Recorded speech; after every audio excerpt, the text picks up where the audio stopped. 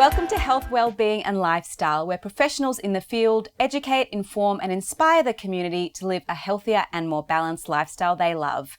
Our first guest today is mindset coach Sharee Shefket, and we'll be discussing how to reprogram your mindset to live a healthier life. Welcome, Sharee. Thank you. Thanks for having me. So my first question, is it actually possible to reprogram your mindset? And it's a little bit of a mysterious thing, I find. A lot of people think they cannot. You can't teach an old dog new tricks, and you are the product of who you are. But you can definitely change your mindset through programming. So the first thing I guess we need to look at is what is programming in itself. So what they say is, show me a child at the age of 7 and I'll show you the man. Because from 0 to 7, all the programming is getting downloaded, like you're downloading an app. So what happens is that when a child is 7, you could actually see in terms of their behaviours, their personality, it's kind of set. But what happens as they grow up, things that happen in their life will either support the programming or it will start changing in certain ways. So if a child is told that they're quite funny, for instance, then the subconscious mind, every time they do something funny, the subconscious will see, you're funny, told you were, and that will be formed in terms of their programming. And that's how they see themselves. And so what happens is when we get older, we have this thing of, this is who I am. I'm an old dog, I can't learn new tricks, yeah? And this is such a false assumption. We can reprogram ourselves. It's tricky to do. It's not easy. I'm going to be honest there, but it's possible. And it's difficult because the subconscious mind, so we've got the two minds, we've got the subconscious and the subconscious. The subconscious mind, look at it as the size of an elephant. Mm-hmm. The conscious mind is the size of an ant. So that's the size and the power difference between the two. So right now, your conscious mind is listening to me. And what's going to happen is that you're concentrating on what we're talking about, but your subconscious is already planning about what it's going to do next and so forth. And it's a bit like we need program because it's our autopilot life. So for instance, when we finish here, your subconscious mind already knows what it needs to do. You don't think about it. So I'll give you an example. When you get out of bed, do you get out on your left side or your right side? You don't think about it. You just get up and what do you do first? Do you go to the bathroom? Do you brush your teeth? Whatever you do, your conscious mind doesn't think about what it's going to do. Your subconscious already programmed it. So what's, I think, quite astounding to me is that 95 to 98% of your day, your subconscious is running the show. For someone to reprogram that, it's not easy.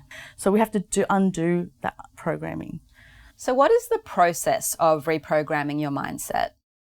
So the process is a little bit complex. I'm going to be honest there, because the subconscious, as mentioned before, is very powerful. It's in control. And like I said, it's the size of an elephant. Your conscious mind is the size of an ant. So if the ant says, oh, I want to make these changes, the elephant's like, it's not happening. I'm not going to change. So we need to get the subconscious on board. And so the subconscious learns through repetition. So if we keep repeating something, the subconscious will eventually accept that new program. But sometimes it could be really stubborn. Let's be honest as well. It could say, no, I really don't like that. I really don't want to change it. It's going to take even longer for that person to make those changes. That's why I think you have to look at your programming first. So we need to keep some of the programming. It benefits us. So for example, when you drove here, did you ever think about where you need to go? You just arrived here. Your subconscious was actually driving the car. But when you're learning to drive, your conscious mind is driving. It's trying to work out how to do a head check, seatbelt. It's concentrating so much. When I ask people about multitasking, like you can't multitask when you've got to do something that requires your conscious mind to do it Make sense? So your conscious mind is so small compared to your subconscious. It has limited capabilities. If your subconscious is driving the car, your conscious mind can have a conversation with the passenger. You could do that. But if you're learning to drive, your conscious mind is concentrating really hard on driving, it's not going to be able to have a conversation, and that's where accidents can happen because your conscious mind is quite overwhelmed now. It's like trying to concentrate on that conversation and concentrate on the road at the same time. What's the benefit of reprogramming your mindset? Because we can. That's the biggest one, because we thought we couldn't. That was the biggest myth that I found, that people were like, well, I am 50 years old now. This is who I am. I'm fixed. That fixed mindset, we can change that. So if you want to be healthy, what does that mean for you? Let's define that. What does healthy mean to you? Is it, I want to walk, I want to eat healthier? What is it you want to change? And how are we going to break the unhealthy programming to reinstate the new programming? So it's about that growth mindset and changing that. And so then what advice would you give to people who want to reprogram their mindset? Look, if you could find a therapist, that's the best way does change work in terms of neuroplasticity. That would be the most beneficial and the most easiest process, because they will give the tools and techniques, and we usually work with the subconscious instead of the talk therapy, and that's why the results are a lot more faster. If you want to do it yourself, like I said, you have to look at your programming first and see what you need to change and interject as much as possible so the subconscious mind is reframed into the new skill that you want to do or the new habit. So you can use tools like different apps, your phone. You can have post-it notes where you're stopping the programming to take over. So what will happen, like I said, your programming is that set where when we leave this place right now, your subconscious mind will take over the autopilot and you won't even think about what you need to do. It's just running the show all the time. So it's very hard to change that. Thank you, Sharee, for your great advice and information. If you'd like to know more about how to reprogram your mindset and more about the work Sharee does, you can visit her webpage via our website, healthwellbeingandlifestyle.com.au. After the break, we'll be back with another interesting guest and more insightful conversation. Stay tuned. After the break, Sue Williams, Doctor of Quantum Counselling and Clinical Hypnotherapist, will be talking about, can hypnotherapy really boost athletes and everyone's performance and general well-being?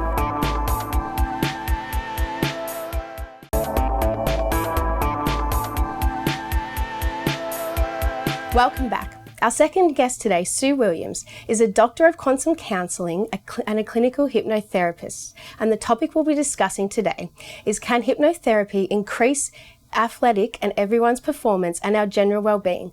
Welcome, Sue. Thank you, Megan. It's a real pleasure to be here. So, Sue, can hypnotherapy really boost athlete and everyone's performance and our everyday well-being? Certainly can, and it's been proven time and time again. In the general population as well as with athletes. And when you think of hypnosis, a lot of people think immediately of the stage hypnotists, and they're there, they serve a purpose, they're for entertainment. And when you come to a hypnotherapist, it's not scary, it's really just you going into a very relaxed state, feeling calm. They're less likely to block suggestions, and it's all about getting rid of negative mindset and installing positive suggestions moving forward. So in hypnosis of all kinds, we access the subconscious mind. We have learned by repetition. For example, we don't have to think about getting up out of the chair and walking. We don't have to consciously think, where are my legs? Where do I have to put my feet?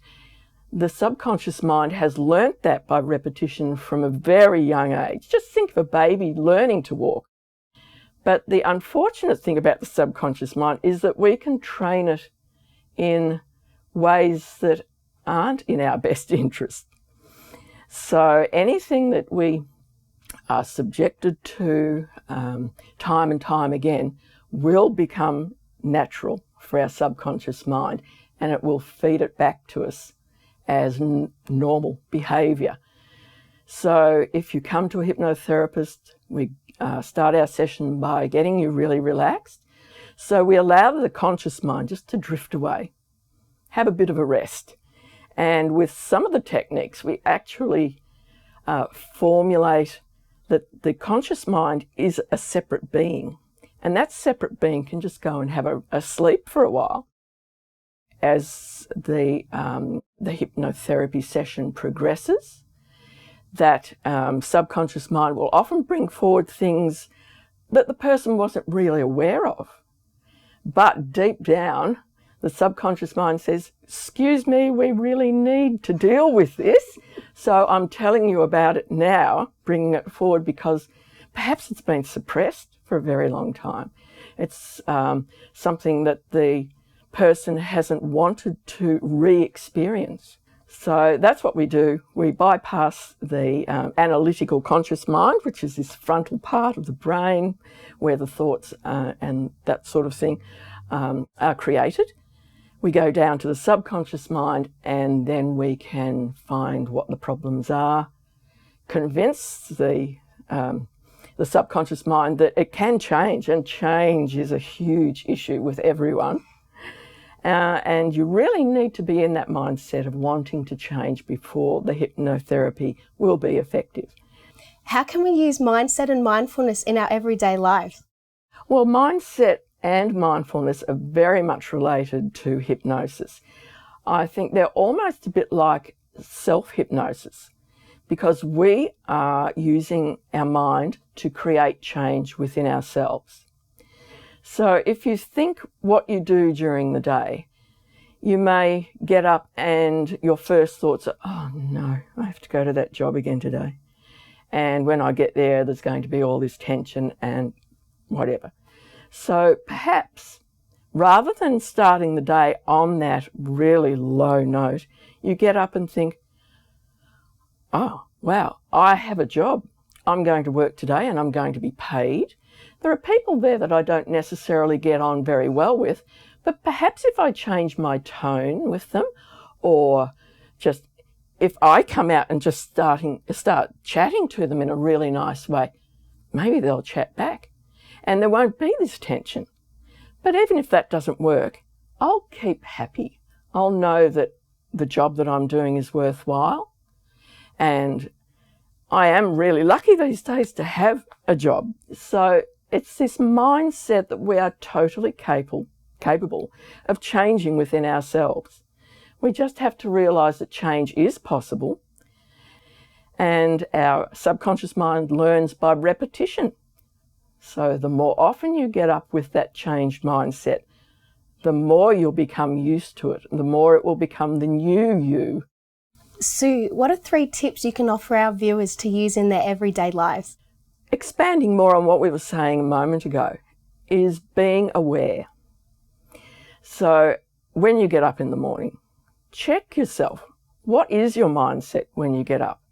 I'm not saying everyone gets up with that really depressed and down feeling. Some people get up and think, oh, another bright day. What can I do to make today better? And that's a fabulous mindset to have, because that means you'll be able to build on that during the day. You'll be able to strike up conversations with people. And you can also use the mindset and mindfulness to feel how you are physically in your body. You can do a physical check of your body, perhaps when you get out of the shower, so that you've warmed up a bit, your muscles are warmed up and you're ready to get on with your day. Just start at the top of your head, move down, check if there are any aches and pains anywhere, check if there's any tension in your neck and shoulders, and after you shower you shouldn't have tension in those areas. So if you do, then that's a good place to start. Why have I got this tension? Let me consciously loosen those muscles.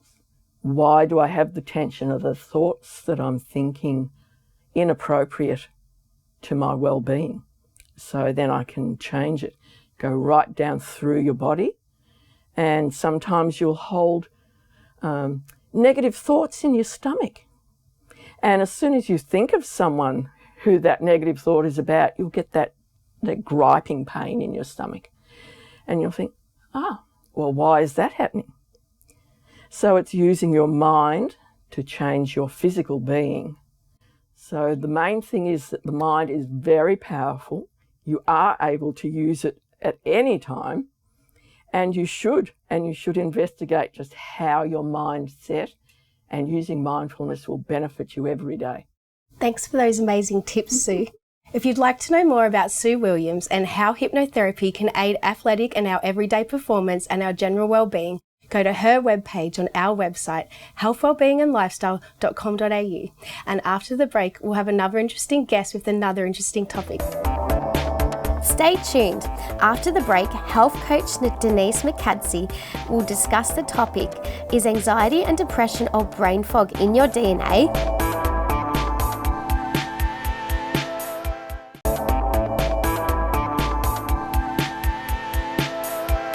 Welcome back. Our last guest is health coach Denise Mokadsi, and the topic we'll be discussing is anxiety, depression and brain fog in your DNA, and what your genes reveal about you and your mental health and what you can do about it.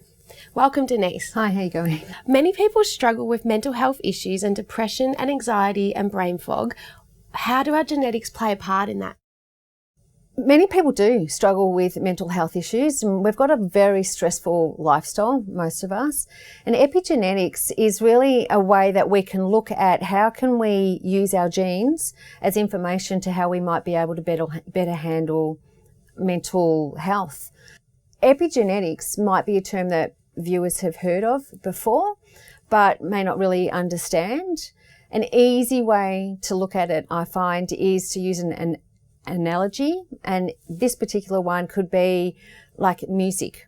So if we think of our DNA or our genes like the notes on a sheet of music, and when we can't change that, so the notes are already there, but how we play those notes is kind of like our lifestyle, and together how we play the notes is our result, like our outcomes that we see. That together is kind of the epigenetics. So basically it's our lifestyle influencing our genes. And when we understand how we might be able to do certain things in our lifestyle to get better influences on our genes, then we can have a bit more control over how we handle stress and that kind of, how we're coming across from a mental perspective, how well we can handle things because of what we're doing in our lifestyle. Can you share some examples of knowing your genetic profile and how it can help someone manage their mental health issues? Because we're all individuals, we've all got different genetic profiles basically. But when we know our own profile, it can help us manage our experiences with more knowledge, I guess, more power on how we react to something. The differences do come a lot quite through hormones. So for example, someone might be more sensitive to adrenaline, for example, and say something happens where you have a negative response to that episode or that experience, you might be more likely to respond from the lens of adrenaline. So you might be more like wanting to attack. Like adrenaline's like that fight, we've got the fight, flight, freeze. So adrenaline's going to push someone more to react that way. And whereas someone else might react more from hide away or introversion rather than sort of fight into something. So the way that we respond to our experiences really will influence how we live our life, basically. So when we know that, we know we've got a particular genetic profile that is this way inclined, we can mitigate some of the ways that we respond, knowing that we're more likely to respond with an attack, for example, or more likely to run away from a thing. And so that's one way that we can use our genetic profile to influence how we might think about something and react to something, and hence our mental health, or how we interpret all of that. There are other ways that we can look even deeper as well in our genetic sequence. Depending on what genes someone has, they may or may not metabolize certain hormones and neurotransmitters a particular way. And that can also affect our brain health, as can our diet. If we're not eating the right foods that allow these genes or enzymes to function properly, then you can also affect your mental health. It can be very complicated, so I'm just trying to keep it fairly simple, but personalities and all of that is like our biology. We are born with these predispositions to act and respond a certain way, and when we know that about ourselves, then we just can be a bit more empowered about the situation and our experience. Denise, what are some tips for our viewers for them improving their mental health and resilience? When it comes to mental health, if we think about our brain, it's largely fat. So eating lots of healthy fats like the omega-3s, the leafy greens, the fish, avocados, walnuts, all of those types of things to really help have a healthy brain is going to help from a physical perspective with our mental health. Exercise is another really great tip for people. If we could bottle exercise as a pill, antidepressant, the results that you get from exercise outweigh any benefit that a pill for, depression might do. So exercise is always a really good one, just to be moving. And relationships, social relationships with people can help someone's mental health. If you're very isolated, it can be hard to manage what's going on, but when you've got good social support, then you can talk about what you're feeling and get support that way. But I think too, especially with mental health issues, if anyone has any concerns, then it's always best to seek professional advice to help someone navigate their mental health. Thanks, Denise. Thank you. Such important information. If you'd like to know more about Denise and how genetics and DNA can influence your mental health, please go to her webpage on our website, healthwellbeingandlifestyle.com.au. And that's all for us for today. We'll say bye-bye until next time.